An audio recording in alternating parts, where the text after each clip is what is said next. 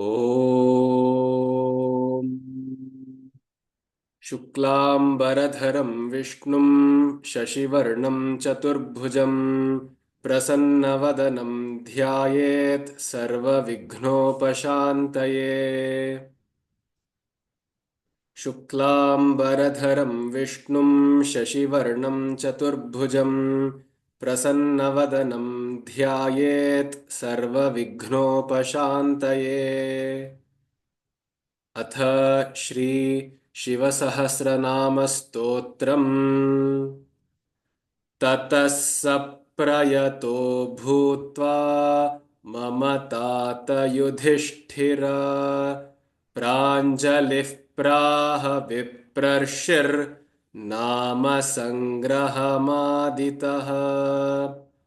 ततः स प्रयतो भूत्वा मम तात युधिष्ठिर प्राञ्जलिः प्राह विप्रर्षिर्नाम सङ्ग्रहमादितः। उपमन्युरुवाच उपमन्युरुवाच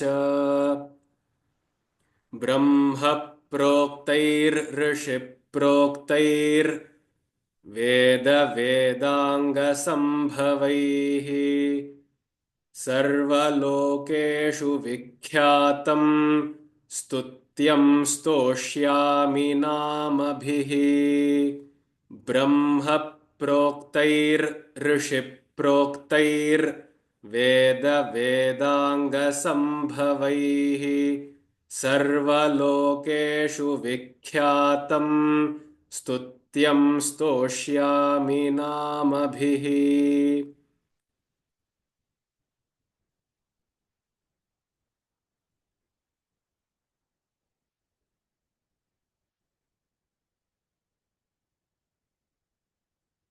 महद्भिर्विहितैः सत्यैः सिद्धैः सर्वार्थसाधकैः ऋषिणा तण्डिना भक्त्या कृतैर्वेदकृतात्मना।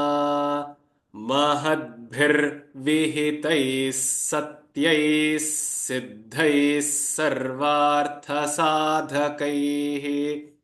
ऋषिणा तण्डिना भक्त्या कृतैर्वेदकृतात्मना।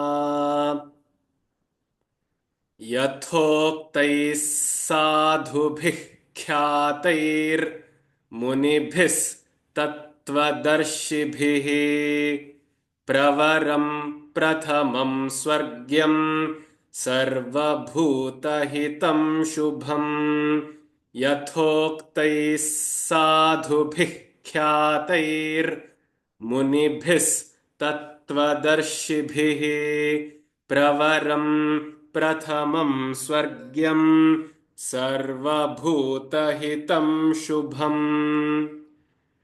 श्रुतेः सर्वत्र जगति ब्रह्मलोकावतारितैः सत्यैस्तत्परमं ब्रह्म ब्रह्म प्रोक्तं सनातनम्। वक्ष्ये यदुकुलश्रेष्ठ शृणुष्वावहितो मम। श्रुतेः सर्वत्र जगति ब्रह्मलोकावतारितैः सत्यैस्तत्परमं ब्रह्म ब्रह्म प्रोक्तं सनातनम्।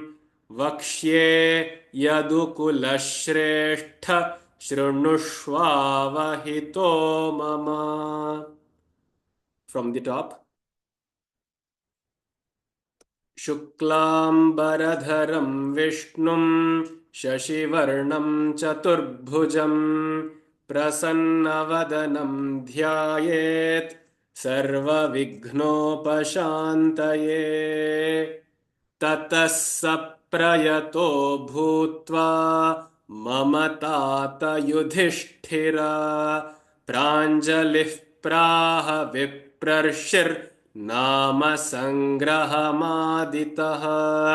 ततः स प्रयतो भूत्वा मम तात युधिष्ठिर प्राञ्जलिः प्राह विप्रर्षिर्नाम सङ्ग्रहमादितः उपमन्युरुवाच उपमन्युरुवाच ब्रह्म प्रोक्तैर्ऋषिप्रोक्तैर्वेदवेदाङ्गसम्भवैः सर्वलोकेषु विख्यातं स्तुत्यं स्तोष्यामि नामभिः ब्रह्म प्रोक्तैर्ऋषिप्रोक्तैर्वेदवेदाङ्गसम्भवैः सर्वलोकेषु विख्यातं स्तुत्यं स्तोष्यामि नामभिः. So here the way of pronunciation depends on what the subsequent letter is after the visarga. For example, and you will get accustomed to this, whenever the sa, sha or shas follows the visarga, then you will have to repeat the same letter. For example, tataha sa becomes tatassa. Tatassa prayato bhutva mamatata yudhishthira. And whenever pa or pha follows the visarga changes into a mild fa sound, f, fa. So pranjalif praha viprarshir nama sangraham aditaha. And the visarga towards the end of a sentence is pronounced with the swara which precedes it. So here ta is a. Therefore, the visarga, which has a characteristic ha sound to it, will again take on the same swara as the previous swara. So that is, it becomes ta, a, ha, right? So taha, adi taha. So remember these small tips, and you will soon realize how important these are at every stage of these visargas. While practicing, it's always good to split the entire shloka into 4 quarters, right? And each of these shlokas are in a certain meter called as Anushtubh. Anushtubh Chandaha, we say, right? Chandas is the prosody, the meter. Every shloka in this stotram is going to be in the same chandas, the same meter. Therefore, the same rhythm, the same vowel pattern, the same syllable pattern, as well as the tune we will follow. And each of these shlokas has exactly, if you count, 32 syllables. The 1, 2, 3, 4, 5, 6, 7, 8, and therefore there is and that marks the end of 1 quarter. Tatassa prayato bhutva mama tata yudhishthira. 1, 2, 3, 4, 5, 6, 7, 8. So 8 and 8. Similarly, pranjalif praha viprarshir. Viprarshihi, right? It becomes Viprarshir, which is the 3rd quartet. And then the 4th is Nama Sangraha Maditaha. 1, 2, 3, 4, 5, 6, 7, 8. So all in all, there are 32 syllables in each shloka, and they are crafted so beautifully that way.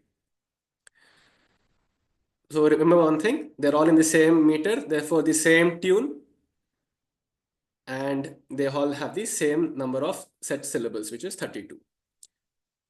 You can, while learning, say it in 4 quarters, 4 legs, 4 padas as they call. However, it is recommended to say 2 padas together and then one other pada. I mean, 2 more at a stretch. So this is what we call as the Manisrak. The style of chanting is called Manisrak if we break it down into 4 quarters. And if we were to chant it as 2 lines, it is called as Dhara. I will teach it in both the methods, and once you become more and more accustomed and practiced well, we can follow the Dhara method. Let's revise once. And what we are studying now is called the Peethika, the preface to the actual text. And here the stotram is talking about, and this, by the way, is in the Mahabharata, Anushasanika Parvani, Mahabharata. It's in the Anushasana, the volume, which is called as Anushasana Parva. In that, this peculiar stotram is actually advised to Sri Krishna by a rishi called Upamanyu. Therefore, we see here Upamanyuhu Uvacha. Upamanyu spoke this. To whom? To Sri Krishna. ततः स प्रयतो भूत्वा मम तात युधिष्ठिर प्राञ्जलिः प्राह विप्रर्षिर्नाम सङ्ग्रहमादितः उपमन्युरुवाच ब्रह्म प्रोक्तैर्ऋषि प्रोक्तैर्वेद वेदाङ्गसम्भवैः सर्वलोकेषु विख्यातं स्तुत्यं स्तोष्यामि नामभिः महद्भिर्विहितैः सत्यैः सिद्धैः सर्वार्थ साधकैः ऋषिणा तण्डिना भक्त्या कृतैर्वेद कृतात्मना महद्भिर्विहितैः सत्यैः सिद्धैः सर्वार्थ साधकैः ऋषिणा तण्डिना भक्त्या कृतैर्वेद कृतात्मना यथोक्तैः साधुभिः ख्यातैर्मुनिभिस्तत्त्वदर्शिभिः प्रवरं प्रथमं स्वर्ग्यं सर्वभूतहितं शुभम् यथोक्तैः साधुभिः ख्यातैर्मुनिभिस्तत्त्वदर्शिभिः प्रवरं प्रथमं स्वर्ग्यं सर्वभूतहितं शुभम्. Now pay attention to the visarga here once again, the two dots. Yathoktaihi, it becomes, because the following consonant is sa, it takes on the same pronunciation. So it becomes yathoktais sadhubhi. And once again, the visarga is followed by kha, kh, kha. In which case, the visarga, the two dots, has to be pronounced with the guttural ha sound. Like in the Persian and the Arabic language, you have the kha, right? So it becomes sadhu khyatair munibhistattva darshibhihi. Now you again notice here, bhihi, darshibhihi, towards the end of a sentence. So the ha takes on the previous swara, which is darshibhi. The e becomes hi, bhihi. So tattva darshibhihi. प्रवरं प्रथमं स्वर्ग्यं सर्वभूतहितं शुभम्. Let's move ahead. श्रुते सर्वत्र जगति ब्रह्मलोकावतारितैः सत्यैस्तत्परमं ब्रह्म ब्रह्म प्रोक्तं सनातनम् वक्ष्ये यदुकुलश्रेष्ठ शृणुष्वावहितो मम. Now, since we are still starting, let me re-emphasize all the various pronunciation intricacies. You see here, there are two shas, right? In Sanskritam, there are two shas. The first is called the talavya, that you see here, shre, sha, which has to be pronounced. For example, when you smile or when you whistle, right? When you smile, the tongue must touch the lower palate. So it becomes shre, shre when you smile. And the cheeks must be elongated as when you smile. Shre. And the second is this sha, shtha, is when you roll your tongue upwards to touch the upper palate. Sha, sha. So yadukula shrestha. Yadukula shrestha. And once again here, shri. This sha is the first sha, which is the smiling. I would call it the smiling sha. So shra, shra, shrunushva, shrunushva, shrunushva vahito mama. श्रुते सर्वत्र जगति ब्रह्मलोकावतारितैः सत्यैस्तत्परमं ब्रह्म ब्रह्म प्रोक्तं सनातनम् वक्ष्ये यदुकुलश्रेष्ठ शृणुष्वावहितो मम. I hope the first five verses are clear. Are there any doubts? Let me take some questions before we move on to the next set of shlokas. In case anybody has a doubt, you can always unmute and ask.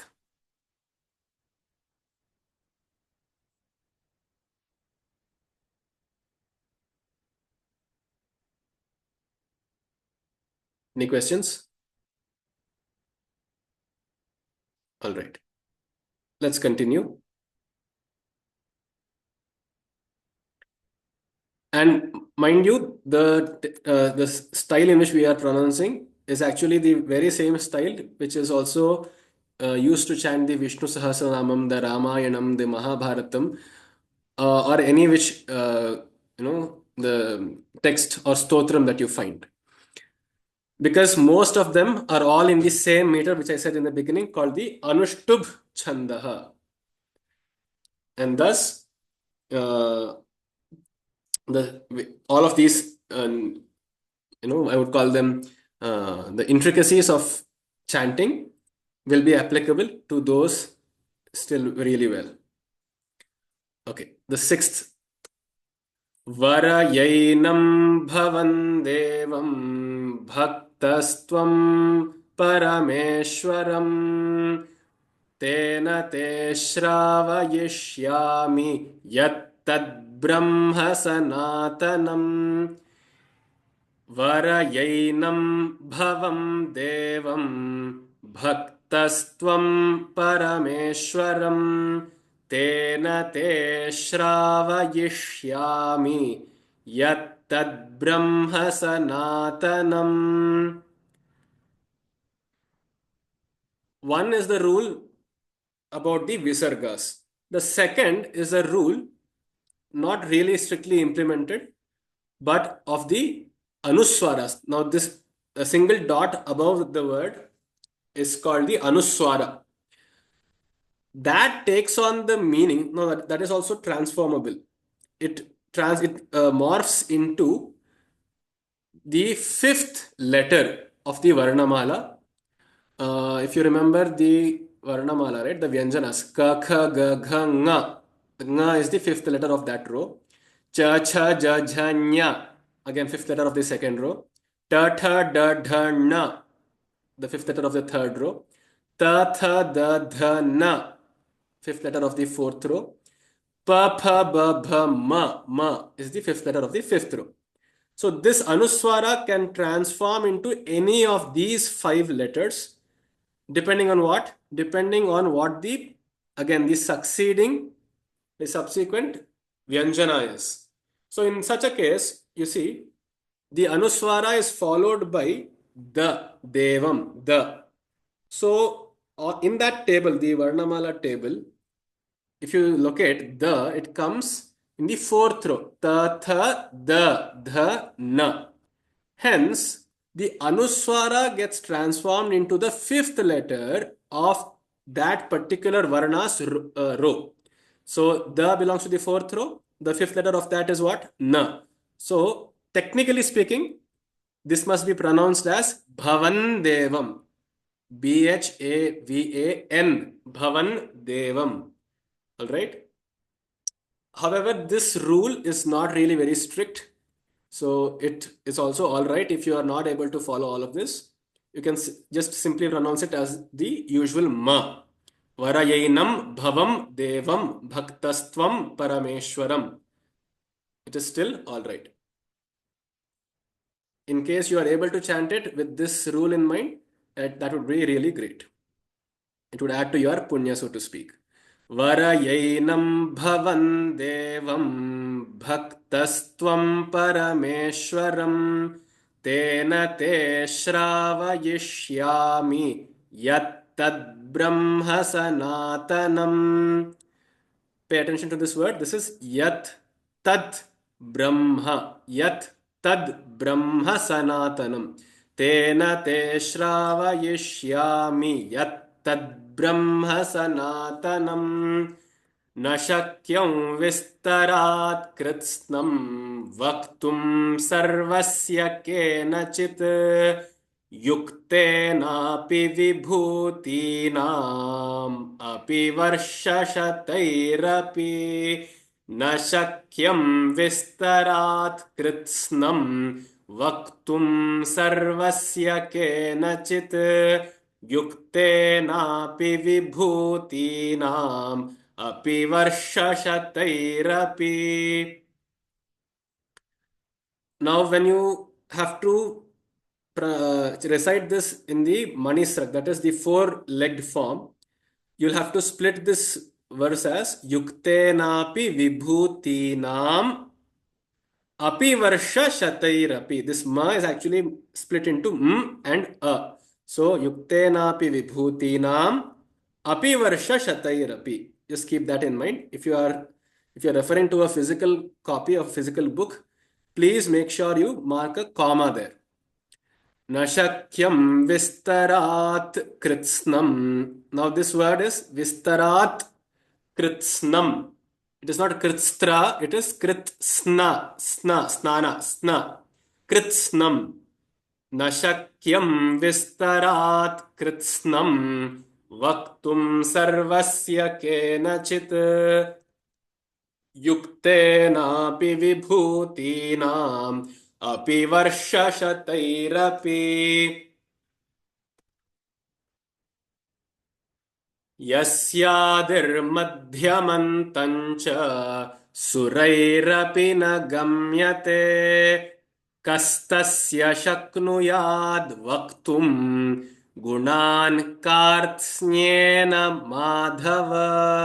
यस्यादिर्मध्यमन्तं च सुरैरपि न गम्यते कस्तस्य शक्नुयाद् वक्तुं गुणान् कार्त्स्न्येन माधव. यस्यादिर्मध्यमन्तं च सुरैरपि न गम्यते कस्तस्य शक्नुयाद् वक्तुं गुणान् कार्त्स्न्येन Madhava. The word here is gunan kartsnyena. Kartsny.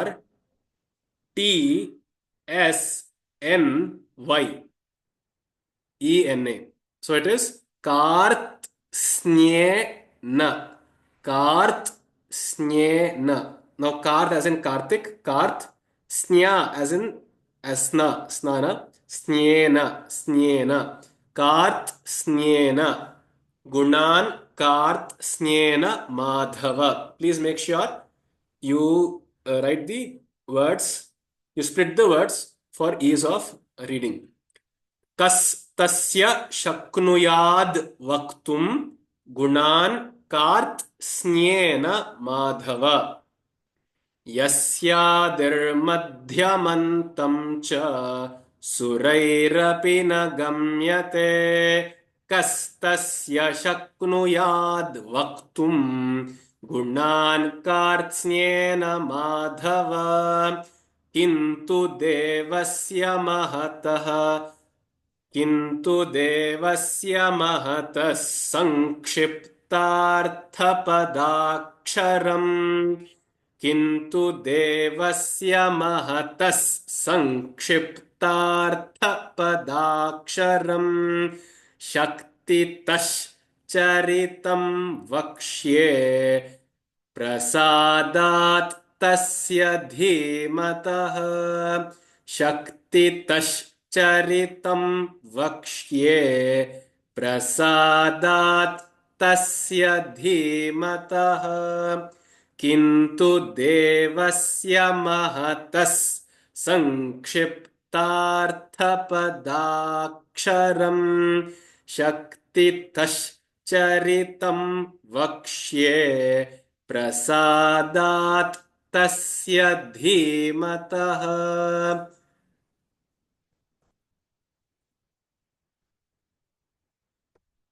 अप्राप्य तु ततोऽनुज्ञाम् न शक्यः स्तोतुमीश्वरः अप्राप्य तु ततोऽनुज्ञाम् न शक्यः स्तोतुमीश्वरः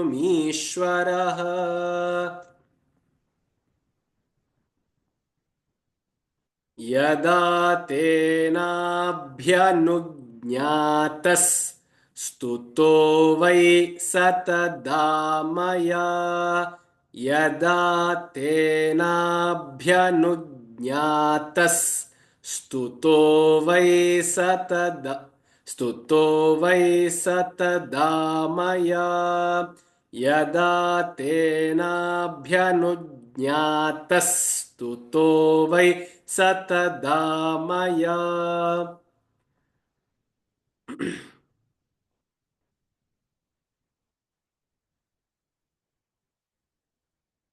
You see here, yada tenabhya nujñatah. Now this jna, for most people in South India, they don't have a problem. However, in the north, sometimes they say jnya, which is wrong. It is jnya.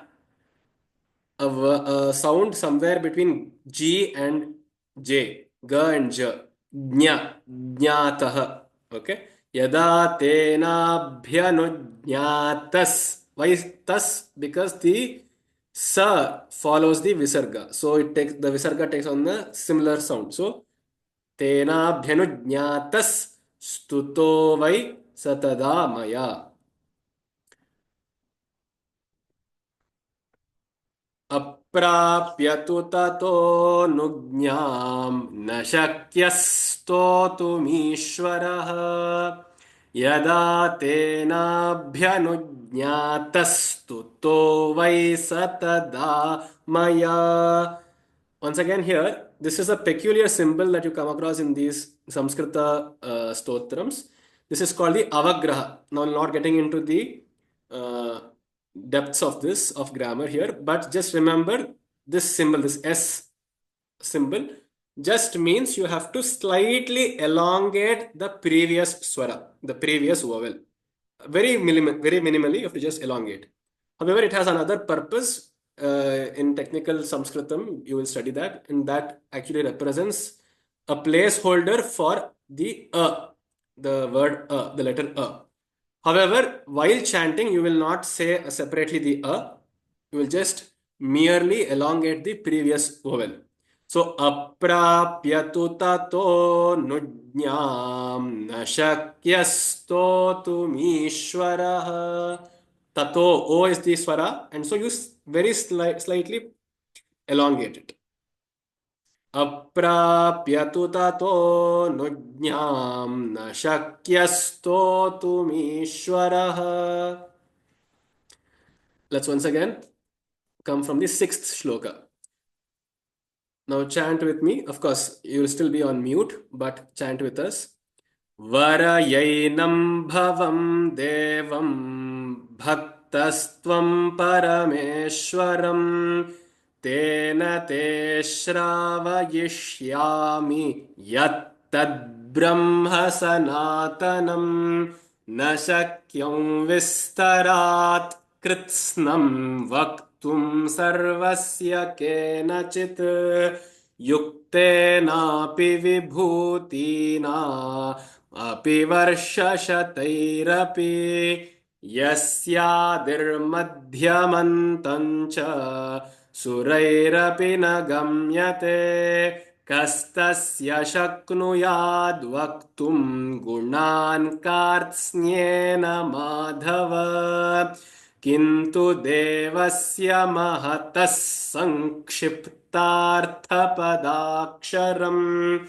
शक्तितश्चरितं वक्ष्ये प्रसादात् तस्य धीमतः अप्राप्य तु ततोऽनुज्ञां न शक्यस्तोतुमीश्वरः यदा तेनाभ्यनुज्ञातस्तुतो ज्ञातस्तुतो वै सतदामया.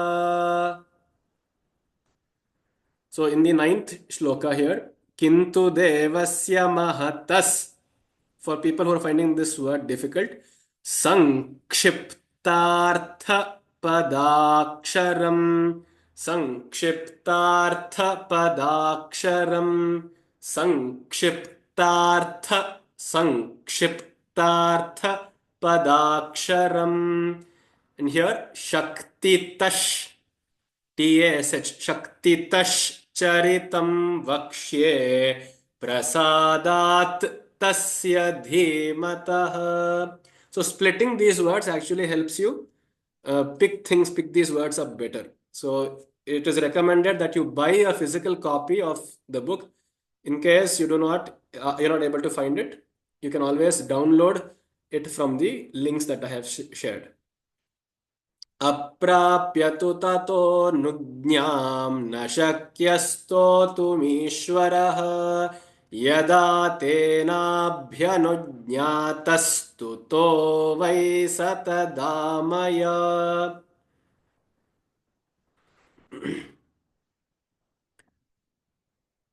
Any questions so far?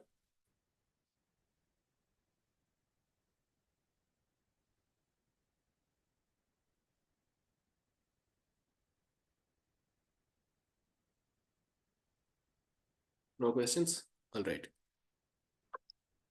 Let us move ahead.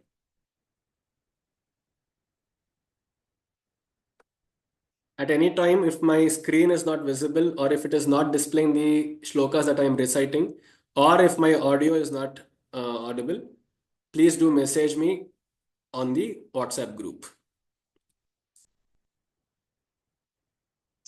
Excuse me, sir. Yes, ma'am. Hello. Yes, yes, ma'am. Namaste, sir. Namaste. In the sixth shloka, you said that Bhavan, instead of Bhavan should come. Yes. So I didn't get it. When na should be used, like in which context? So, ma'am, whenever the anuswara, this dot is there, right? Now, this anuswara comes before ta, tha, da, dha, any of these letters, that anuswara becomes na, bhavan, bhavan, n. But it is not a strict rule. You can still say bhavam, bhavam. That is also allowed. Okay, so for example, if the anuswara, this dot, comes before pa, what will it happen? The anuswara, the dot, will become the fifth letter of that varna.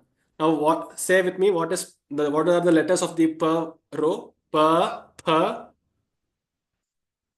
ma. So which is the fifth letter? Ma. So the dot will become the ma. It will become bhavam patihi. Let's say pati is the next word. So it becomes bhavam pati. Yes. Okay. Is this clear? But then, could you explain the meaning of this Yes. shloka? Yes, I'm coming to that. Yes. Any other questions? All right. So let us discuss the meaning from the first till the 10th shloka so far, and then we'll continue. Now, like I said, Shiva Sahasranama is one of the most, I would say, well protected, well concealed shlokas, the stotrams out there. And the reason for it is Shiva, quite true to his name and to his personality, doesn't really like recognition. He likes to be in the Himalayas, in seclusion, very averse to the world, very averse to popularity, publicity, and such. However, like Shiva, this stotram is also very powerful. It is believed that this stotram is called the Stuti Raja. It is the king of all stotras. Stotra Raja, also called Stuti Raja. And the reason for that is there are many secrets of yoga and tantra hidden in these verses, in these shlokas. And just as the Vishnu Sahasranamam also finds its place in the Mahabharatam, which is narrated by Bhishma to Yudhishthira, this is narrated by Rishi Upamanyu Upamanyu was a very great, very austere rishi who narrated it to Sri Krishna. And Sri Krishna himself, when he was under the tutelage of Rishi Upamanyu, uh, with a lot of vinamrata. Vinamrata is modesty and humility. He approaches Upamanyu Rishi and asks him to bestow and initiate him into Shiva sadhana. Shiva sadhana. And we are nearing uh, Shiva Mahashivratri very soon in the next 2 weeks. So this is a very serene, auspicious time to study the Shiva Sahasranama, which was Upadesha, which was dictated, which was advised by Rishi Upamanyu himself, initiated Sri Krishna himself into Shiva sadhana. So therefore, it is a very powerful mantra. Hence, it has its own due place, time, and respect that must be accorded. Coming to the meanings themselves, so it says Tatassaha prayato bhutva mama tata Yudhishthira. Now, this conversation in the Mahabharata is happening between Sri Krishna to Yudhishthira, and Sri Krishna is narrating how he got the Shiva Sahasranamam, which is by Upamanyu, and he is reminiscing all the different shlokas which he has memorized himself under the tutelage of Upamanyu Maharshi. So he says, Pranjalihi praha viprarshihi nama sangraham aditaha. Viprarshihi, that is the greatest among all the sages, Upamanyu, with folded hands, he started chanting the Shiva Sahasranamam to me, is what Sri Krishna is telling to Yudhishthira. So let's not get lost in the narration. Basically, let's discuss the meanings themselves. Upamanyuhu uvacha. Upamanyu says, Brahma proktaihi rishi proktaihi veda vedanga sambhavaihi sarva lokeshu vikyatam stutyam stoshyami namabhihi. He is saying this which was told by Brahma himself, these names, these 1,000 names of Shiva, which were recited first by Brahma and all the other rishis, which contain the essence of Veda and the Vedangas, of all the 4 Vedas and the 6 Vedangas. Sarva lokeshu vikyatam stutyam, which is most famous and most prestigious in all the worlds. Stoshyami namabhi, I shall dictate these names unto you. Mahadbhir vihitai satyaihi siddhaihi sarvartha sadhakaihi. These names, which have been again proclaimed by the great Siddhas and those truthful people who have done a lot of tapasya, sadhana, sarvartha sadhakaihi, that which also bestows many bounties and abundance onto its reciters. Rishina Tandina Bhaktya. This was first brought down from Swarga by Rishi Tandi, another rishi called Tandi. Bhaktya, by his bhakti, Kritair Veda Kritatmana. So this Tandi is also one of the rishis of the Vedas who contributed to the mantras of the Vedas. Yathoktai sadhubhi khyatair munibhihi tattvadarshibhihi. And as told by Tandi to his disciples and so on and so forth, to their disciples and by this Guru Parampara, by many philosophers, Tattvadarshi is philosophers, these have been endorsed. Pravaram Prathamam Swargyam Sarva Bhuta Hitam Shubham. This which once again brings well-being unto all beings, all creatures on this earth, which is also Swargyam, which is as good as heaven itself. The happiness that you gain when you get immersed in this is as good as heaven itself. Shrute Sarvatra Jagati. Is there a question? All right. Shrute Sarvatra Jagati Brahma Lokavataritahi.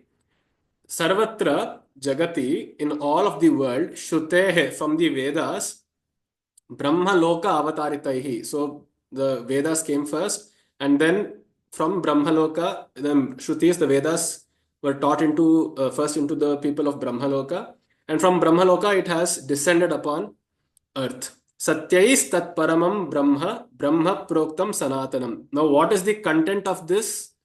It is purely the Vas, the undying principle, which the Vedanta calls as Brahman.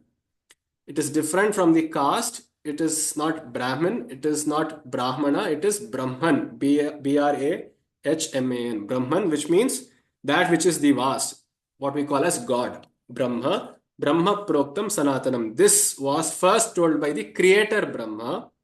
Vakshe Yadukula Shrestha Shrunushvava Hito Mama. So please listen, O greatest among the Yadukula, the clan of the Yadus, which means Sri Krishna. He's saying, please listen, I shall elaborate, enunciate all these names.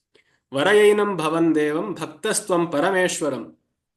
Now approach Shiva himself, Parameshwara himself, who is also called Bhava, who is the Lord Deva.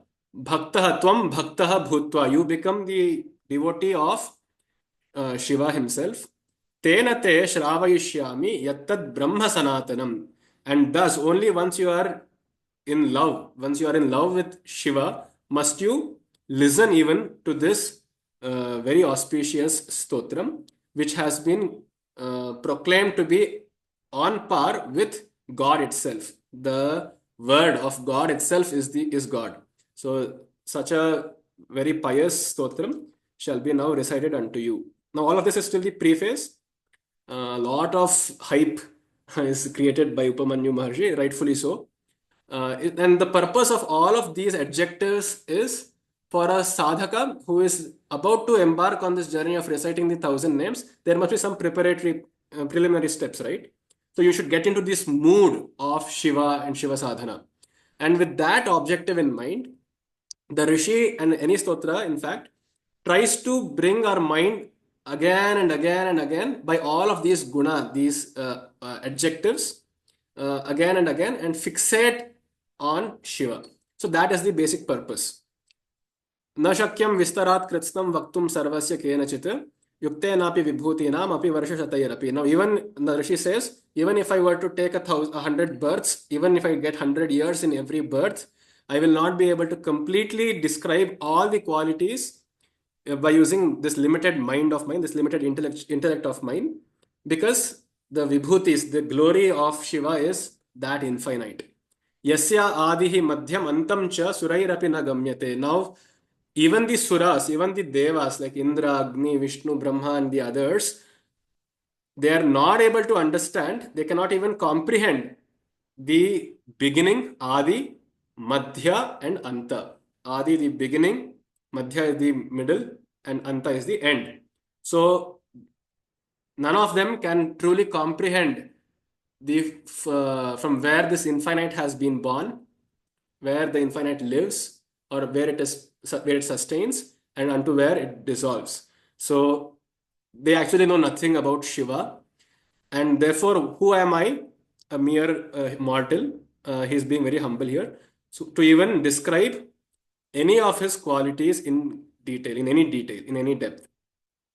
किंतु देवस्य महतः संक्षिप्तार्थ पदाक्षरम शक्तितश्चरितं वक्षे प्रसादात् तस्य धीमतः. But now he says something very interesting. He says, but by the prasada, by the ajna, or by the grace of Shiva himself, I shall attempt to describe key words. So Sankshipta Artha Pada Aksharam, which means keywords. I shall give you some key pointers to describe or to at least show what that Shiva is that we are talking about. Shaktitah Charitam Vakshe. Now he says, I am using all my strength. I am using all my intellectual powers and spiritual powers in order to describe unto you the very many names of the many pointers of Shiva. Aprapyatu tato nujñam nashakya stotum ishvaraha. Now he says, and I am able to do this how? Because one who does not have the anujña, the permission of Ishvara, he will not truly be able to completely describe him. So only Ishvara, only Shiva himself has to bestow that capability onto a bhakta to even be able to describe him fully. So yada tena abhyanujñatah stuto vai satada maya. Therefore, now since I have been told, I have been ordered by Shiva himself, I am in this mood of divine intuition. I am therefore describing to whatever limitations, to whatever my knowledge, this stotram to you. And this is the meaning of the first 10 shlokas. All right. Any questions? Any inputs? Any remarks?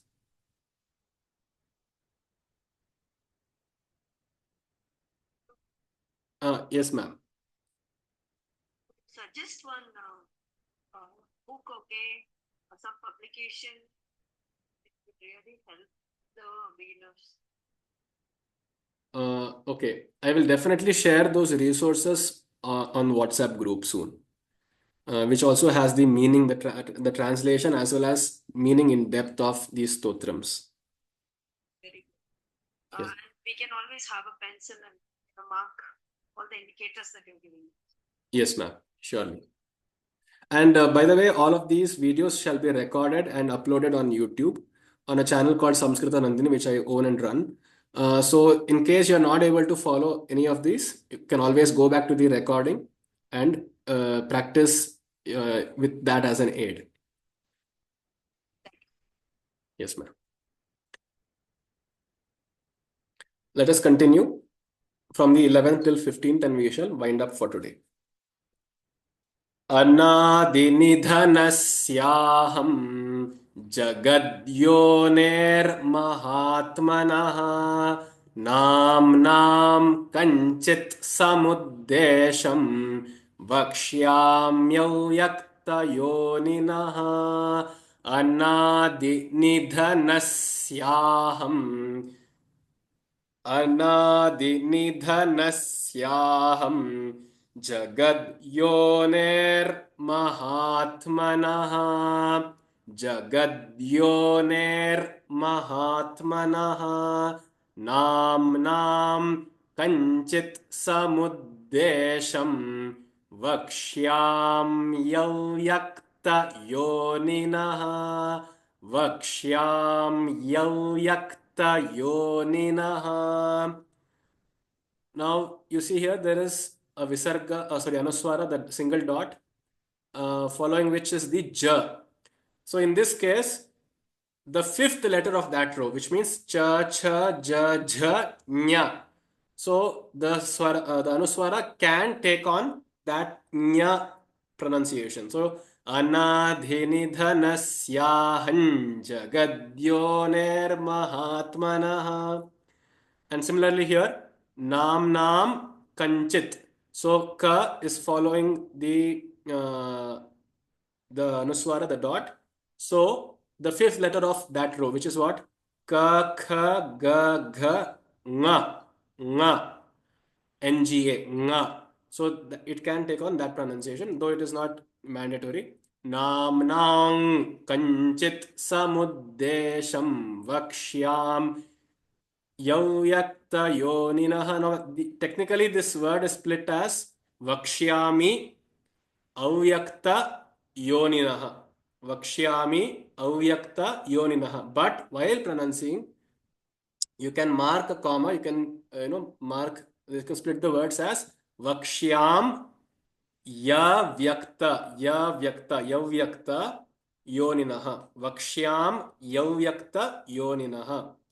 अनादि निधनस याहम जगद योनेर महात्मनः नाम्नां कंचित समुद्देशम वक्ष्याम यौयक्त योनिनः अनादिनिधनस्याहं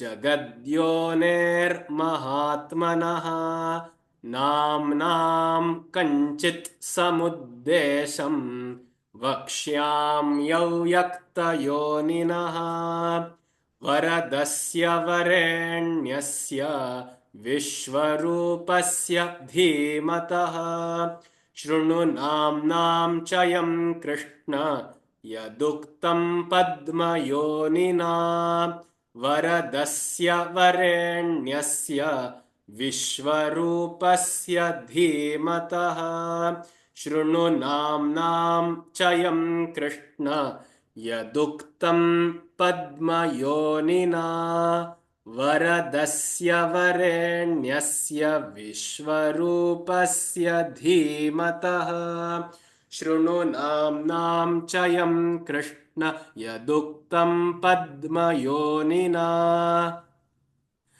दशनामसहस्राणि यान्याः प्रपितामहः तानि निर्मथ्य मनसा दध्नो घृतमिवोद्धृतम् दशनाम सहस्राणि यान्याः प्रपितामहः तानि निर्मथ्य मनसा दध्नो घृतमिवोद्धृतम् दशनाम सहस्राणि यान्याः प्रपितामहः तानि निर्मथ्य मनसा दध्नो घृतमिवोद्धृतम्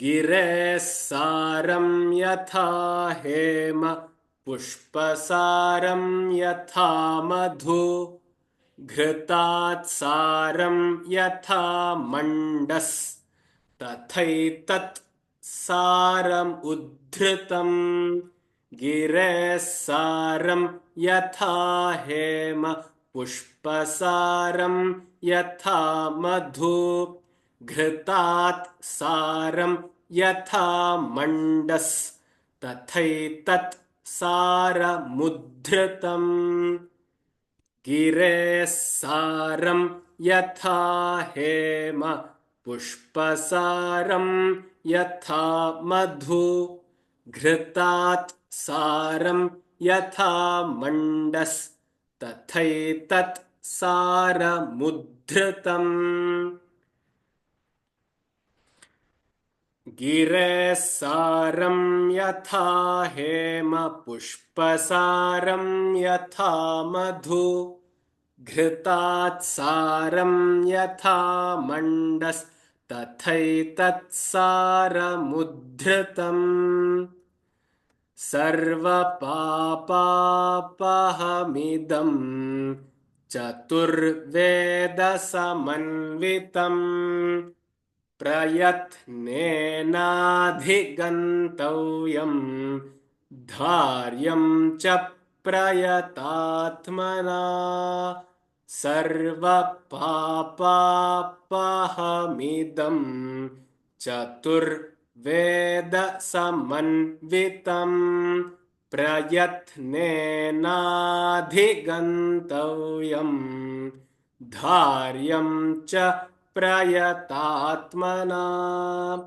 सर्वपापापहमिदं चतुर्वेदसमन्वितं प्रयत्नेनाधिगन्तव्यं धार्यं च प्रयतात्मना. You see, one other nuance here is whenever you have alpaswara or hraswaswara, we say a short vowel, following which is a samyuktakshara, which means it's a conjunct letter. Here you see pra, which is pa and ra together. So pra, in which case you should not, I mean, it is not recommended that you say cha prayatatmana, but cha prayatatmana. So you lay a small emphasis on the next vyanjana, the next consonant, which means cha prayatatmana is also right, but cha prayatatmana is better. So prayatnenadhigantavyam dharyam cha prayatatmana. You lay a small emphasis on the upcoming conjunction, the upcoming consonant. Let's once again come back from the 11th. अनादिनिधनस्याहं जगद्योनेर्महात्मनः नाम्नां कञ्चित् समुद्देशं वक्ष्याम्यव्यक्तयोनिनः अनादिनिधनस्याहं जगद्योनेर्महात्मनः नाम्नां कञ्चित् समुद्देशं वक्ष्याम्यव्यक्तयोनिनः वरदस्य वरेण्यस्य विश्वरूपस्य धीमतः शृणु नाम्नां च यं कृष्ण यदुक्तं पद्मयोनिना वरदस्य वरेण्यस्य विश्वरूपस्य धीमतः शृणु नाम्नां च यं कृष्ण यदुक्तं पद्मयोनिना दशनामसहस्राणि यान्याः प्रपितामहः तानि निर्मथ्य मनसा दध्नो घृतमिवोद्धृतम् दशनामसहस्राणि यान्याः प्रपितामहः तानि निर्मथ्य मनसा दध्नो घृतमिवोद्धृतम्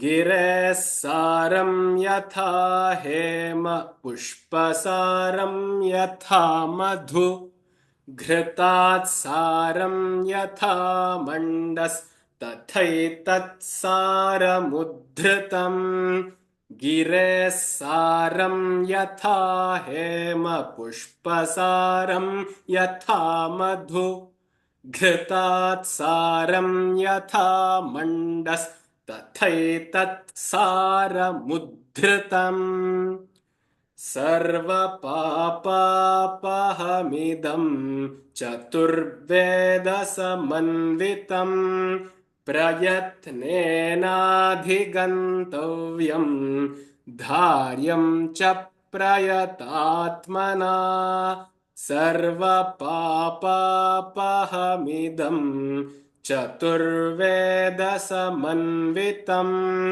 प्रयत्नेनाधिगन्तव्यं धार्यं च प्रयतात्मना. Finally, the meaning.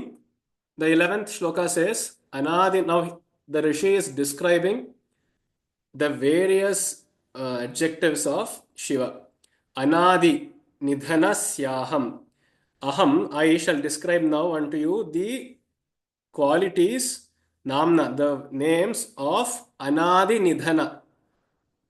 Adi means the beginning, Nidhana means the end. Anadi Nidhana means one who has no beginning nor end. Jagad Yonihi, one who is the Yoni, the cause, the primal cause of the universe, means from whom the universe has sprung out. Mahatmanaha, one who is the greatest amongst all souls. Kanchit Samuddesham, Vakshyami Avyakta Yoninaha. Samuddesham means a pointer, just a mere point. Kanchit means some, a mere pointer. Now, these names are just mere pointers to what Shiva actually is. They are not actually describing, because in Vedanta we say Brahma, that is the truth, the ultimate, the God is indescribable, anirvachaniya. He is nirguna, gunatita. So then why are you doing all this exercise? He says, just as samuddesha. Uddesha means to show, to direct, as pointers. Vakshyami avyakta yoninaha. So yoni means his cause. His cause, that is his birth itself. Shiva's birth itself is avyakta. It is from the unmanifest. So you can think of it this way, that the universe also is in a way avyakta yoni, because it has come from something unknown. Similarly, Shiva also has come from something unknown. We don't know from where he has come. So his birth is not known, his beginning nor end is known. But he is the cause of the universe. Varada Varenya Vishwarupa Dhimatah. He is the Varada. He gives blessings, he gives boons. He is the Varenya. People approach him for asking, for seeking. They seek him. Vishwarupa, he is the Rupa, he is the form of the entire universe. Dhimataha, one who is the who has the superior most intellect. Namnam Chayam Krishna Shrunu. Hey Krishna, O Krishna, listen to these collection, this bouquet of names. Yaduktam Padmayonina. This bouquet was first given by Padmayoni, means Brahma, one who was born from the lotus, basically. That is Brahma. Dashanama Sahasrani. Nama Sahasrani. So the first Prapitamaha, this Brahma, this who was born from the lotus, the creator, he told 10,000 names. Dashanama Sahasrani, 10,000 names he gave. But then Tani Nirmathya, I churned out all of these 10,000 names into just 1,000 names, Manasa, using my mental faculties. How? Dadhnaha ghritam eva udhritam. Just as you take out the butter from buttermilk, right? So, sorry, the cream from the butter, from the curd. Similarly, I have churned out the butter from those 10,000 names. And how else? He is also giving some more similes. He says, Gire saram yatha hema.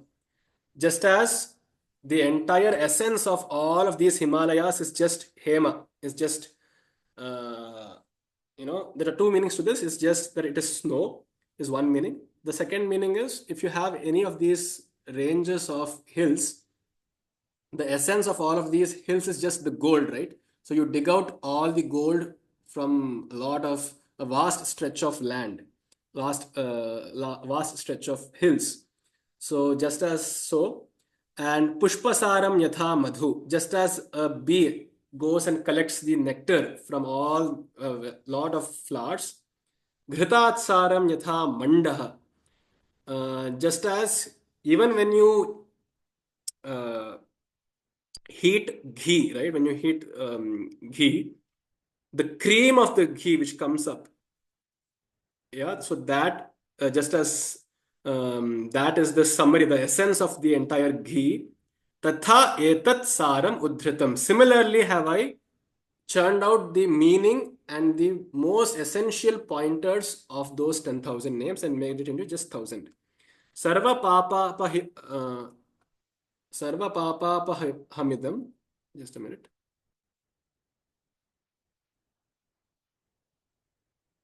Sarva papapahamdam. It removes it washes away all these sins. Chaturveda samanvitam. The essence of this is the same as the very essence which is told in all the four Vedas. Basically, Shiva, basically God itself is the content of all the four Vedas. And so even these 1,000 names are pointing towards the very same essence. Prayatnena adhigantavyam dharyam cha prayatatmana. Now, what must we as listeners do? He says, Prayatnena adhigantavyam. By lot of effort and strife, we must adhigantavyam. We must understand all of these names. And dharyam, you should remember them. Prayatatmana, you should keep trying. Prayatatmana means one who keeps doing prayatna, one who does not give up easily. So, such a mm, industrious seeker one must be, even the listener as well as the reciter, the chanter of these names. Let's just stop here. We shall pick up the other 15 shlokas tomorrow. Any questions?